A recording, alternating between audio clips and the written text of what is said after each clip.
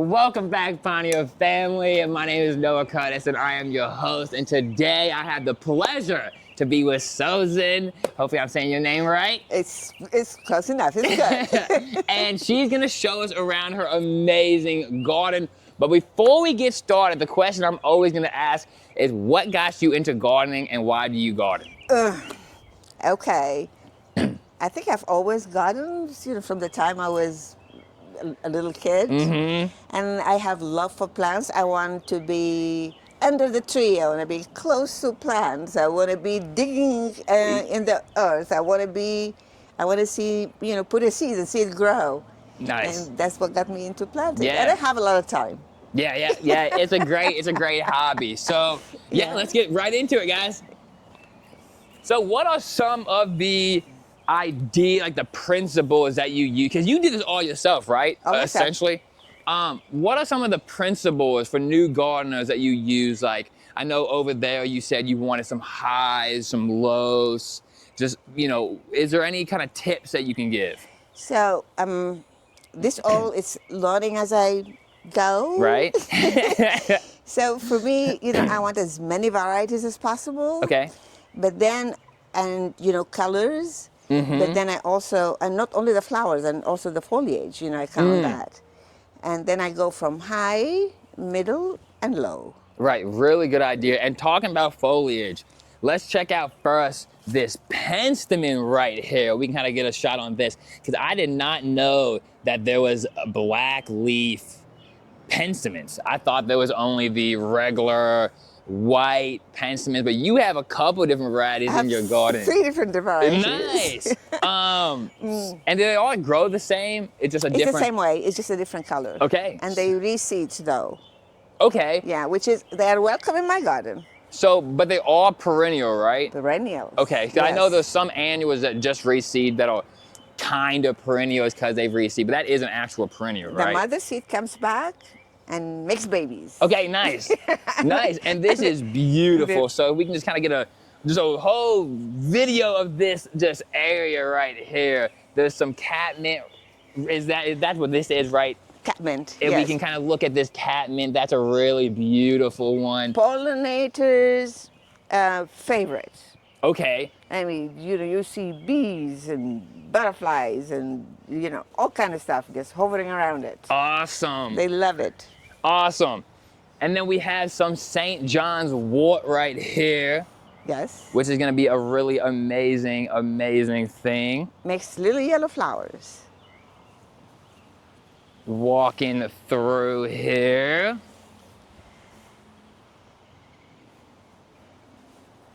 All right. So we have some foxgloves walking, and then what is this? Clematis or clematis. And that's gonna be just around the whole... That's what I'm trying to do. I'm bringing it from both sides. Okay. Cool. And they're 2 different colors, so... Okay, this is about to be 2 different colors. Yes. So this is a... This maroon, this one will make white and, pink and white. This one. Oh, nice. That's gonna be really, really cool. And then what is behind me? Because before we started this video, this was one of my favorite things that we looked at because of the scent. Sweet Bay Magnolia. Sweet Bay Magnolia. And guys, if you could just take a whiff of this, this is really, really gorgeous. And if you ask me what my favorite tree is, it would be this one. That would be your favorite? I just love it. And so here is where I am missing the middle layer, because I had a tree here in the middle, and I actually a hydrangea, a tall one. So I took it out, and now I'm missing the middle layer. Okay. And so guys, when we're looking at this, when we're looking over here, when she's saying the middle layer, so we have all these low to the ground things like this salvia right here. Another one that I really haven't seen, this salvia. I've seen the purple salvia, the one that you guys have probably seen on the videos before, but there's so many different types. And then of course we have the highs. And so when you're doing your own garden, you might want to think about this, because she's done a beautiful job. I mean, the video is already doing it so much justice. The beautiful job of just having these layers to the garden. And another thing when you're kind of making a garden is the layers of seasons, right? Correct. So you have these early bloomers, but you're also gonna have the summer and the fall blooms, right? Correct. We got the cotton plants in here. I got 1, 2, 3, 4 of them they would bloom. What else? The black and blue salvia, they will bloom in the summer. So I Ugh, will have bloom in the summer as well. okay. And so you just come in and deadhead and like some of the stuff that's in the spring, does any of this last in the summertime if you deadhead properly, or is it kind of just The done for? catmint will. Okay. And the salvia, actually, they will. I mean, if you can cut them down low and they'll come back again. Okay. So they'll bloom for you later towards the fall. And what kind of, I just looked at this. What kind of, is this like a leaf mulch kind of a Yes. thing? Okay. That's a really good, because I mean, that's probably gonna really feed that soil, right? Like, Yes. So every 3 years, I do wood chips. okay, every 3 years? Okay. So Is there by like the a third year, secret it's to that? gone. Okay, okay. Because this soil, when I first moved in here, and I've been in this house, this is my 13th year, you cannot dig, but 1 inch. It was Right. solid. Mm-hmm. And now it's very easy. I put my shovel in and it just goes boom, right Nice. through. Yeah, and because of that's, the wood chips. yeah, and that's such a secret. Like the building the soil, wood chips. You just use like plain wood chips, not I like, just get the plain wood chips. okay. But I'll wait until there is enough foliage to hide the wood chips. Okay, okay. Good idea. And this is a pretty densely packed garden. Yes. And sometimes people would say that like you would get fungal, but this, I don't see any type of diseases in this whole garden, which is kind of crazy. And that's what they say. I mean, I've heard both. You leave space for the plants, but you look at nature. They're close, they They grow are. close to Yeah, that's a each good point. other. That is a really good point. Yeah, and then when they're close to each other, can you imagine the amount of roots down, working on Right. loosening the soil Right. and the mycorrhizal Yeah, fungi working the whole itself down network. there. Yeah. And that's the key, right? Like Yeah, the yeah. soil is the key. So if the soil is healthy, the plants are gonna be way healthier. So kind of coming on up here, guys. And we have some hostas, we have some boxwoods. What else do we have that's really just cool in here? A stilby? I actually don't know what that is. Stilby? That's this guy? Yeah. And does this have a bloom on Yes. it? Okay. It'll have a bloom. And I'm thinking of putting that Japanese maple there. That'd be gorgeous. Because, again, creating a middle layer in here. Right. Okay, Yeah. so again, another example of the layers. So we have the hostas, the boxwoods, I've already forgot the name of this guy. Stilby. Okay.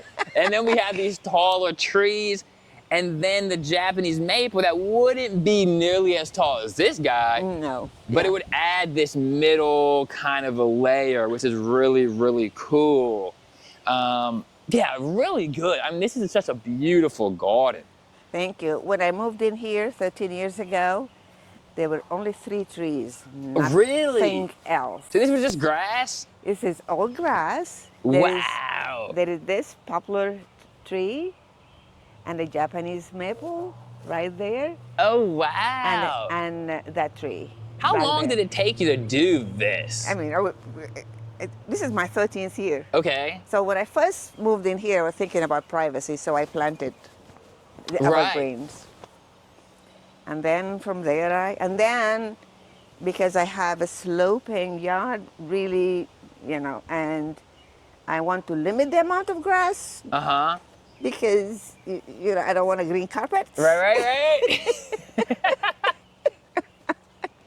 Right, and the one really unique thing I see in this garden as we keep walking along here is a lot of times I feel like I see people either having flowers or they have like hostas or boxwoods, but you've mixed them beautifully, which I really haven't seen done that much. But it just seems like this beautiful mix between the pollinators and the more, I don't even know what kind of garden style you would call that. So this is because shady area. So I depend on foliage. Okay. This is, all this is very shady because of this beautiful poplar tree. Right. So for people that have basically all shade, what are some good plants that you like for Oh, the this? hostess. I got this. It's called turtle head. Okay. This will bloom late in the fall and will bloom in the shade. It Okay. makes a little pink flower that looks like a turtle head. Really? Yeah, this one. That's cool. And of course, the hostess will bloom. Right. And then also I have the hydrangeas. Okay, So okay. Yeah, it those are just a it started making staple. its head right here. So I will also have blooms from the hydrangeas. And then here talking about foliage, I've got the hydrangeas, Sun King Aurelia. Chartreuse is my favorite color, Oh, this is that one. beautiful. Yeah, it's a great pop.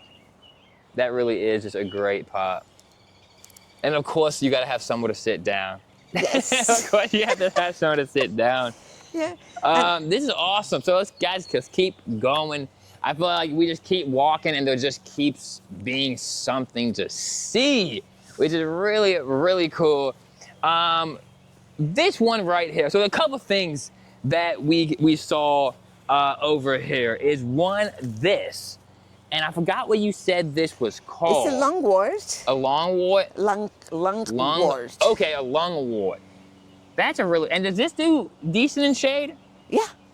Okay. Yeah, that's shade plants. And early spring, it makes the most beautiful, from the first, right after the hellebores. Okay. And in one head, you will have pink, purple, and red flowers. Oh, little wow. tiny, cute little flowers. Wow. That's really cool. And then you just keep this good, nice looking foliage the rest of the season? Oh, absolutely. You got the interest, the foliage interest Oh, for the that's shade for the really shade nice. garden. Of course, you have the oak leaf hydrangea. Also, it grows well. Right. And that's the going to be shade. this guy. And it'll bloom. And it blooms very nicely. And then these penstemons, which again, I had no idea we had purple penstemons. I've only seen the white. I was actually at the park today, and there was tons of penstemons just on the side. I guess they had planted, but it was all the white variety, and I had no idea that they even came in this, which is really good, really cool. I mean, it's once you kind of get into this, you can just see it's addictive. Right, and there's like you can collect all these different things, like all these different varieties of flowers. There is a red blooming one. We'll come to it. That's gonna be awesome. Yeah. And which way should we go? There's two ways. Well, at least let's look right here because I love how you have done this. And this is a climbing rose, right? Yes. And using structures in the garden. If you are building your own garden, using different structures like that is really, really cool because you can, put the climbing rose, you can put things on it, and it makes it look almost like bigger than it is. And you can make it like this opening, like that's really cool. See, the idea is to create rooms. That's a great way to put it. Entrances to the room. Right. And then have a focal spot. If you stand all the way there, when we entered in here, you're going to see this hydrangea. Right, and so that's kind of why you did that. Yes. That's the boom. Yeah. And then, and when you're talking about rooms, right? So what you're kind of saying is like this would be a room. Correct. The first section we were in was kind of its own room, and then we're gonna go into like the veggie garden room here next. Right. That's a really small way to do it. So it's nice, in a small area like this, when you enter, you don't want to see everything at one time. Right. So, right. Yeah, you see something, and then you enter another room, and then you see something different. That is such a good design way to do it because you want to tease the person, right? Like you go, because that's kind of like the force. You walk in, you won't see the behind. Correct. You have to walk around, and then boom. So you can just kind of, it just keeps you engaged in your garden because you just keep seeing something. It's like something new. It's like, whoa, what's around the corner? And That's right. You got it. Yeah, and that is, now that you say that, because when we first entered, we came down, and I had no idea it was over here, and then we walked up, and I've been here before, but I completely forgot about the veggie garden, and then we came, and you can't see the veggie garden from over there, and then we saw it. That's So the idea. Yeah. that's awesome. Can take this little, and I really like how you did this little loop-de-loop here too. This is really cool. Another, this is not an oak leaf, is it? It's a hydrangea. It's little lime hydrangea. Okay, okay, hydrangea. the lime lights. Those are really a really nice one. Another bench to sit down, or This used to be. There was a lot of pollinators in here.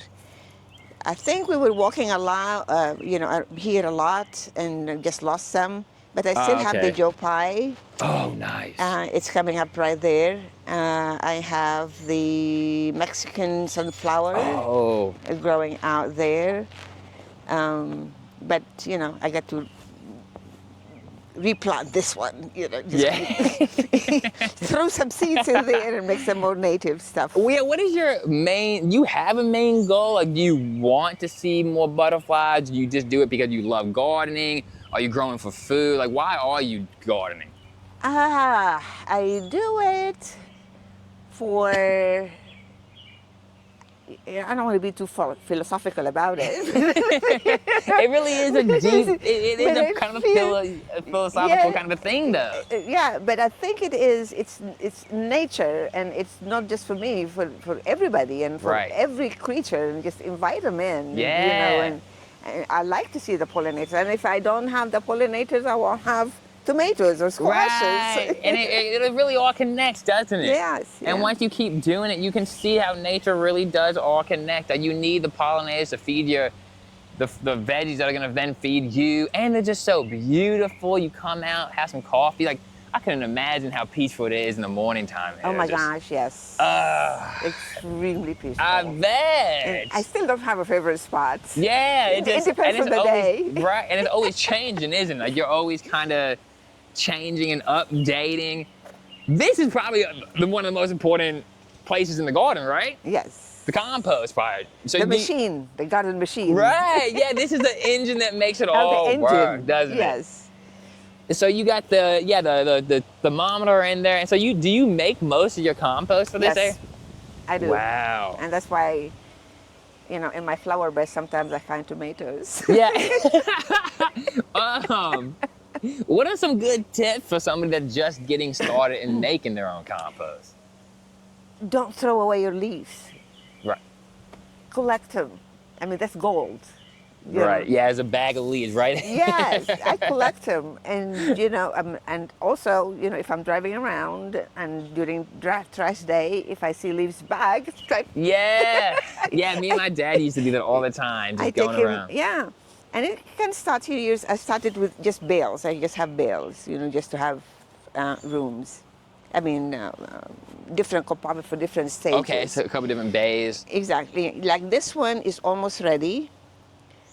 That one is not. So that one, the one on the furthest right here used to be there in the middle. I moved it here, and I don't do much with it. Right. Really, I don't fuss much. And when I moved it, it's kind of like turning it. Okay. And then I started piling up there and piling up here. So, And this one has my kitchen scraps as well. okay. It's protected, nobody gets in it. And So you don't turn it too often, is what I you're do saying. not. Okay. I mean, maybe I should, Right, but it But I don't. obviously works. but it works. Right, yeah, because I've seen some people say you need to turn it like every week, and I agree. I think I don't think for most people, because people are gonna quit if it's just too much. Yeah. It's a lot, and if you ever turn compost, it's physically, It's heavy. it's heavy. For my It's heavy 17-year-old for me, body, too. it's heavy. Oh, awesome. So, and then we come into kind of like the last space. I guess there is a little bit more space down there, but one of the last spaces, and this is the, kitchen garden, the veggie garden. So the tomatoes, you have cilantro, you have beets, carrots. What are some tips for veggie gardening? Plant them closer than you think, Okay. Okay. or they tell you to. I do it. It works. And do you never really get too many diseases by planting I it too close? don't. And see, they say rotation, but there Okay. is a different way of doing rotation by doing different crops in the same bed.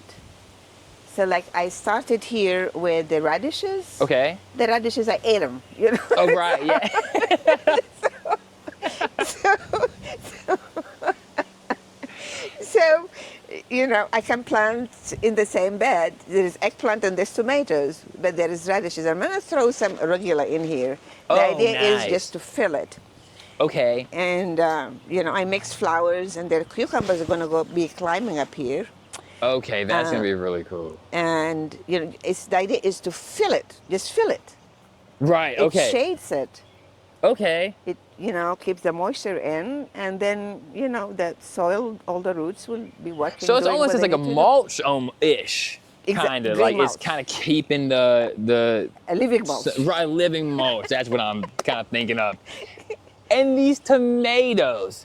So we can kind of look at these tomatoes because you said that you put these tomatoes. I'm gonna walk past here.